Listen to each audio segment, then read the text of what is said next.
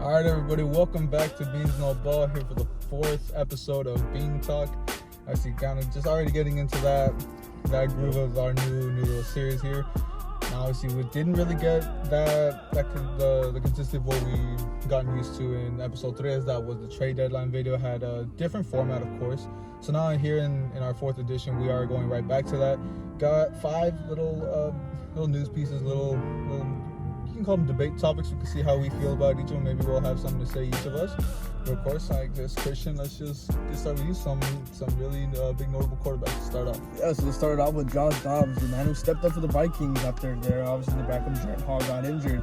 So obviously the news around Vikings before the Kirk Cousins injury, they were on the rise, winning 3 straight, especially with that big win over San Francisco to keep them in the playoff race. And obviously, with the loss of Kirk, there was a lot of speculation whether his season's done. Could they get anything, because we kind of expected them to see where they can get a named quarterback. I expected Carson Wentz, and obviously, he signed with your Rams, so that's already, done, disclosed about talking about. But Josh Dobbs being able to save the Vikings season, it could possibly be the scenario. I mean, you got a tough division. Yeah, it is a very tough division in the North. Division-wise, I don't think they'll get it. Maybe they can sneak in the wild card, possibly a 6. What you got to really realize is the NFC as a whole is so top heavy. Mm-hmm. The only teams you really worry about for sure, it's gonna be whoever wins the East, which that's obviously gonna be probably looking like Philly at the moment. Mm-hmm. But whoever wins the East, obviously the Cowboys probably a lock in that first wild card spot. Then the Niners probably. After that, everything's wide open. We know that the South, that's its own thing. One team's gonna stumble their way into the playoffs there. The North, I'm not gonna say. I mean, look, we know the Lions are looking like just great right now. I'm really expecting them to run away with the division as a whole, but I mean, you never know. I mean, you look at that really ugly loss against Baltimore, a loss where they made a lot of mistakes against Seattle. It's definitely a possibility. We'll wait and see for the Vikings and Lions to match up. That could definitely be something to look forward to. Who can come out on top? But as a whole, even if the Lions do come out on top in this division, the wild card is so wide open. I mean, you can make an argument for so many teams to actually make it in there. I could definitely see the Vikings to sneak in as a 7, even as a 6. I'll only really think the Cowboys are really, that much, solidified as a wild card team. There's so many teams for the most part, the Cowboys probably got the lock for the 5th, for the most case, depending with the Philly structure and the whole schedule. But realistically, the only thing Minnesota could possibly secure is probably the 7th. I mean, you got Seattle who could probably get the 6th. But then also, you do. But again, the division, also falling down bit by bit. I mean, they got the Niners to worry about. Those 2 games that they got to play the Niners. That's going to drop them a bit. Yeah. They already lost to the Rams, so who knows how that game next week is going to go with them. I mean, honestly, we see the teams are going in their different paths, so we'll see. But I'm worried about Seattle. I'm not too high on them at the moment. We'll see. There's other teams sure that can make runs. I mean, we know. I mean, someone else that we're going to talk about here. You never know with the Commanders in the East. That's a strong division. We'll see how stuff comes out there. But in general, there's probably a good 5 teams in the NFC that could probably battle out for those last 2 wild card spots, and it's going to be a really parity-filled, interesting run for the second half of the season. Yeah, but I mean, it just really all depends on Charles Hobbs, what he can do. And they are coming into a bye week, so it does give him more time to learn the playbook. The team is trying to build some chemistry going up, especially with we saw him once Jaron Hall got hurt. He was there trying to get little snaps on the sideline. Trying to get his cadence and everything to get because he there for 5 days. He had nothing.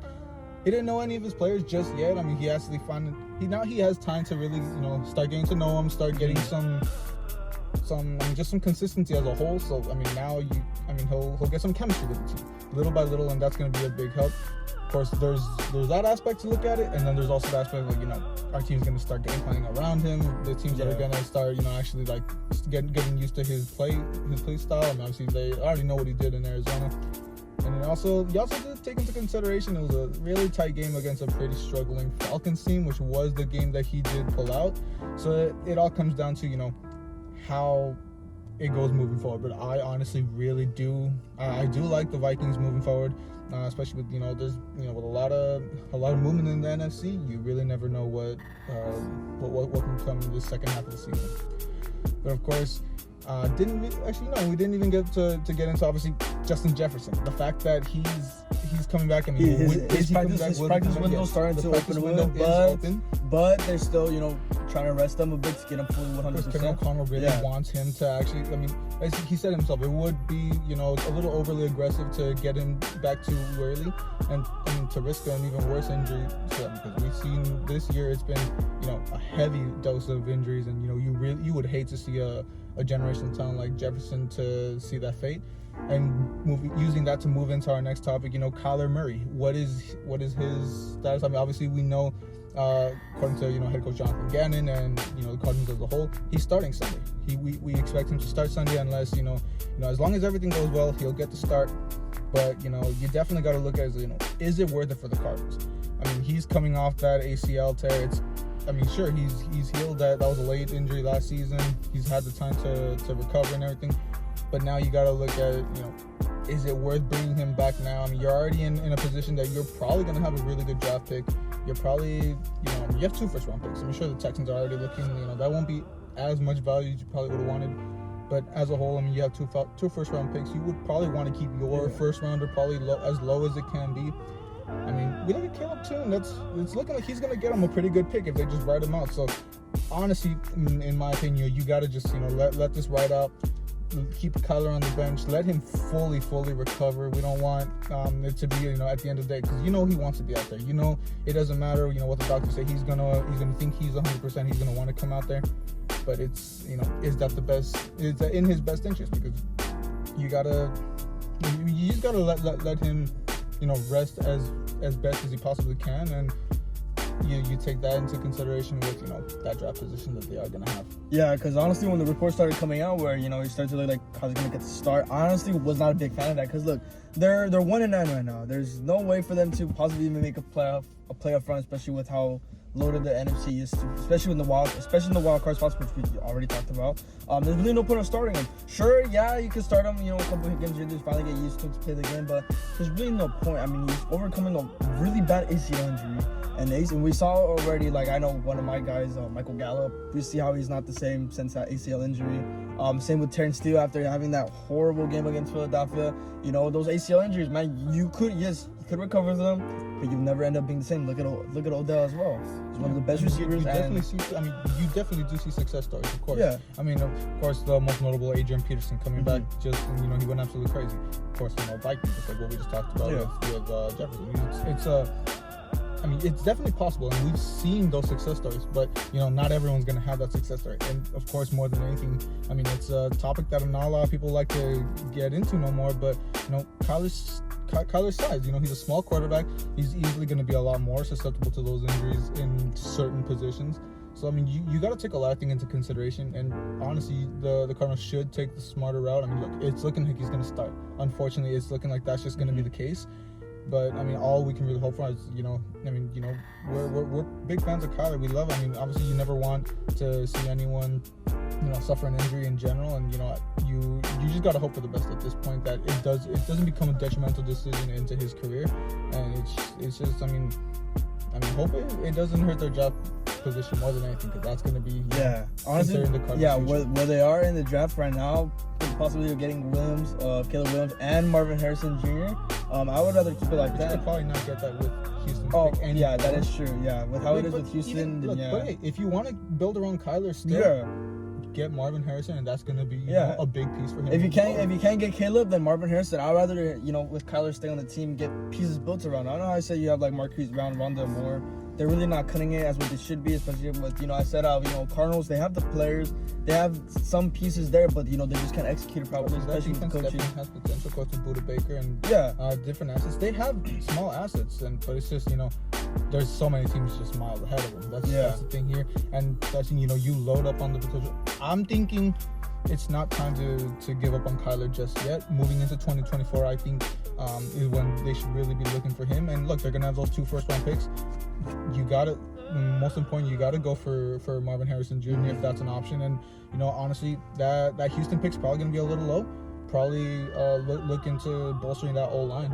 Obviously, that's something that I've really been looking into. But, you know, that's something the Cardinals really have to really protect Kyler Murray for his future. Yeah, they got a lot of that whole team. A lot of things that need to be fixed, especially when it comes to the offseason. But even with Kyler Murray starting, I'm still not a really big fan of that. But obviously, if they do want to keep Kyler, I'd rather build around him. And now moving on back to the AFC side, we got one team that I had high expectations for, but the Buffalo Bills.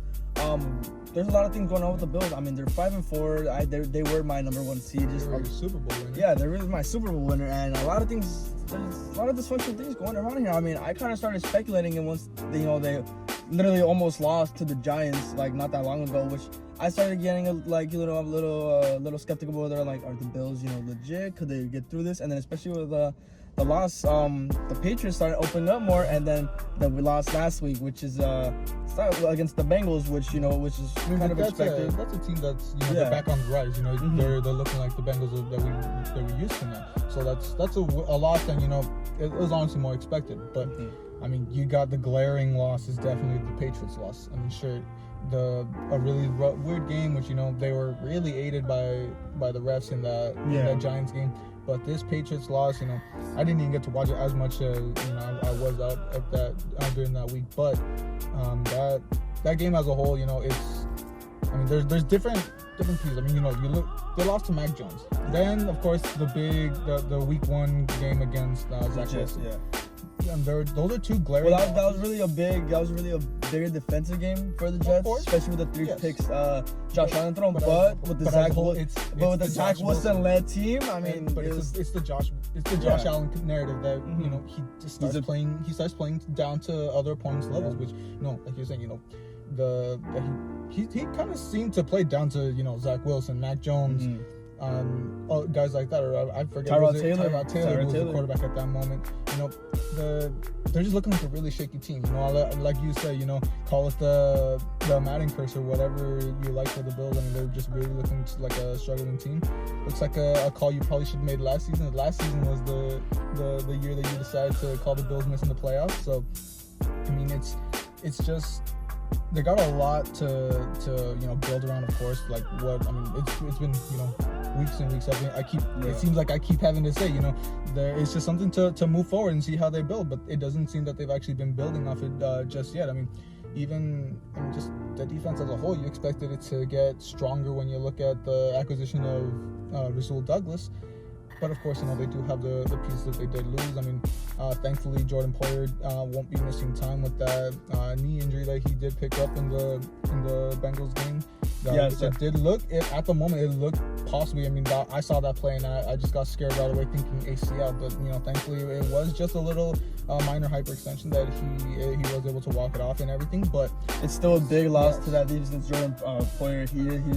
He's a veteran. He's not going to miss anything, of course. But it's still old is he going to be? It's still a big liability knowing he did have a pretty decently bad hyperextension, and he is a very big centerpiece of that Bills defense. And that's another thing with the Bills too, is that defense, how they're trying to bolster it, especially with all the losses. I mean, with Tre'Davious White, how we talked about before the season, he missed the season. I believe it was the ACL as well. So Tre'Davious White out, and then with the pickup of Von Miller, it's starting to didn't even picking up Leonard Floyd.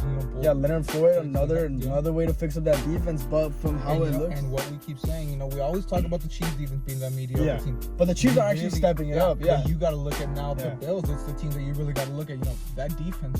Touted as one of the best in the league. Obviously, back in I believe 21, they were the top defense in the league. They still have a lot of those pieces, and now they're looking like one of the more disappointing ones. It's definitely narratives that start flying around what they're gonna do to change it up. But the thing here is, the Chiefs, they have that high-powered offense. No, that's the reason the Chiefs were able to overcome that, which I talked about last year. Their defense was very, very consistent, and it was more close to inconsistent to mediocre to bad. But it was mediocre to good than mediocre to bad. It was more of the middle, but because of their offense with Travis Kelce, Patrick Mahomes, and then with the explosiveness of their rookies. Well, last year with Isaiah Pacheco and Sky Moore, that a lot of speedsters on there. That's the reason they were able to overcome that. And when you have a quarterback like Mahomes, it's very simple in other terms. But with the Bills, they don't have that much of a high-powered offense compared to the Bills. Yes, I mean, even though you would think they would, when you think we've seen guys, obviously, it's just like Stephon Diggs, Josh Allen, Devin Singletary. It's just but you look at it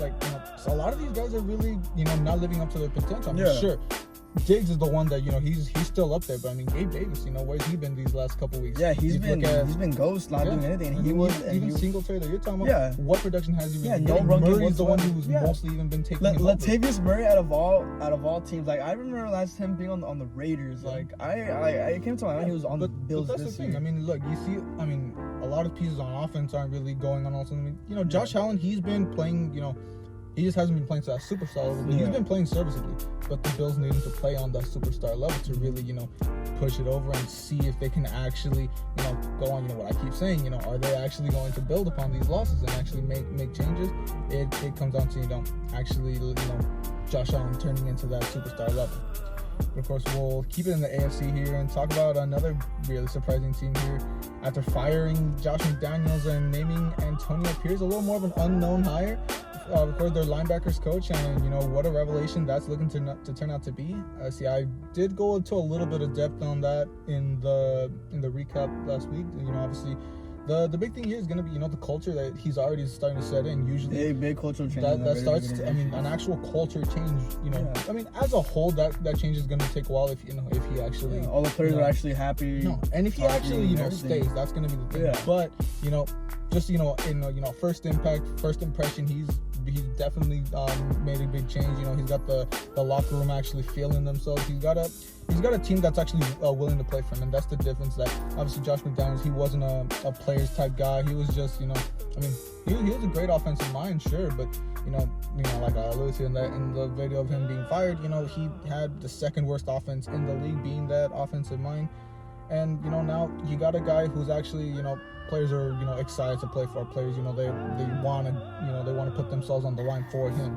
And you know, he's a player's guy. He's a people guy. So now, you know, he instills that motivation and that culture that we keep preaching. And you know, it's definitely looking. I really hope the Raiders front office actually makes the right call here and actually keeps him in for the future, because he could definitely be a big piece moving forward for the Raiders to actually, you know, come back as, you know, that powerhouse that, you know, they used to be known as. Yeah, because I mean, hopefully the Raiders don't pull a Rich Bisaccia 2.0 where, you know, I think it was in 21 where Rich Bisaccia, he got him to the playoffs. Sure, yes, first round eggs in the wild card, but it was a very close game against the Bengals team that, you know, went out to go to the Super Bowl. And you know, with Rich Bisaccia, with the teams with the cards he was dealt with, I mean, you still had Derek Carr, who was, you know, playing significantly okay, but again, that's what we're talking about with Derek Carr's tenure with the Raiders. He's never had a defense literally outside the 28th spot. I mean, he's always had a ranked 28 to 32 ranked defense, let alone, especially when they had his, you know, before he got injured in 2016, where, you know,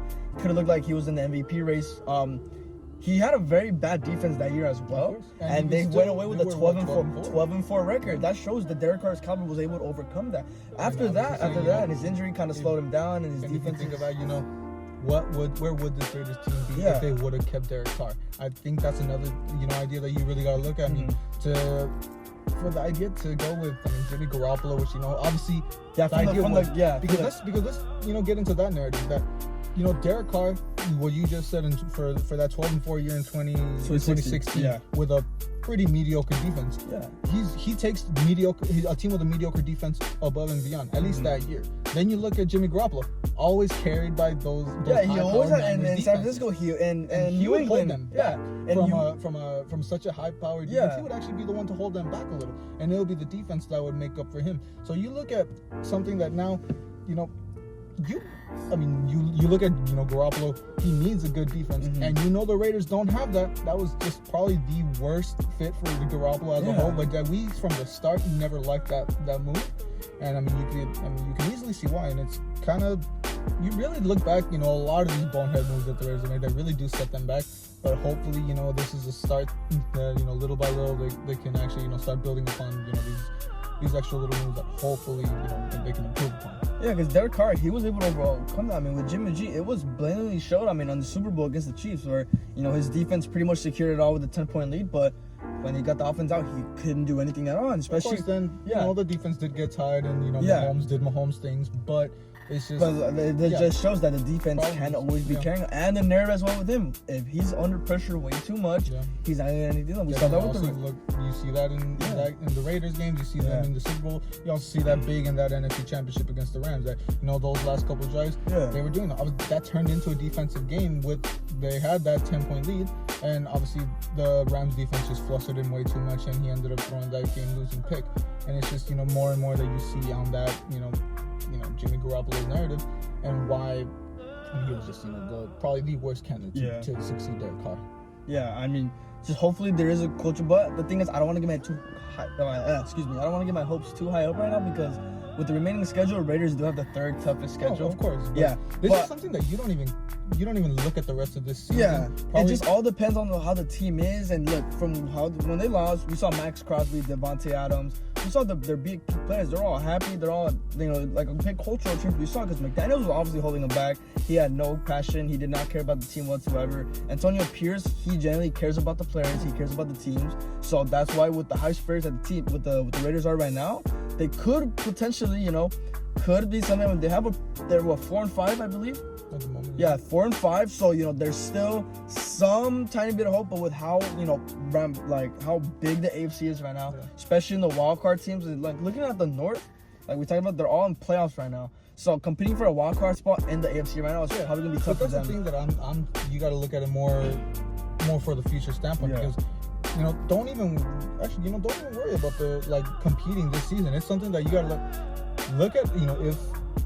If it's just that they like him and they love playing for him, that's one thing. But if he actually he shows flashes and he actually gives good performances, that shows you that he is probably the guy that you should be building towards in the future. And that's the thing to the future, because of course he has that those minor culture changes right now, but in the future, when he actually sets his own culture, when he has a team that he can get his hands on, that's different aspects that you really got to think about, that what he could do himself as the Raiders head coach, because right now he's working with what was given to McDaniels, and this is just he's barely getting acclimated. Now you see what he can do himself, and that's why I really think it's gonna be like you say, hopefully they don't pull a Versace 2.0 and let him take the reins. If it ends up being the wrong call, so be it. But I really do believe he's worth giving a shot, just like Versace definitely was in the past. But of course, that is going to wrap us up here. Was probably got a less topics than we probably would have wanted into. Really got into some good discussion about a lot of this. Topics that we definitely feel a little strongly about. That's why we bring them in here. So of course, stick around, look out for our mid-season rundown that we will hopefully get out sometime before Sunday, definitely. But after that, obviously stick around for the Sunday chat. And of course, thank you guys for watching, and we'll see you guys on those next videos.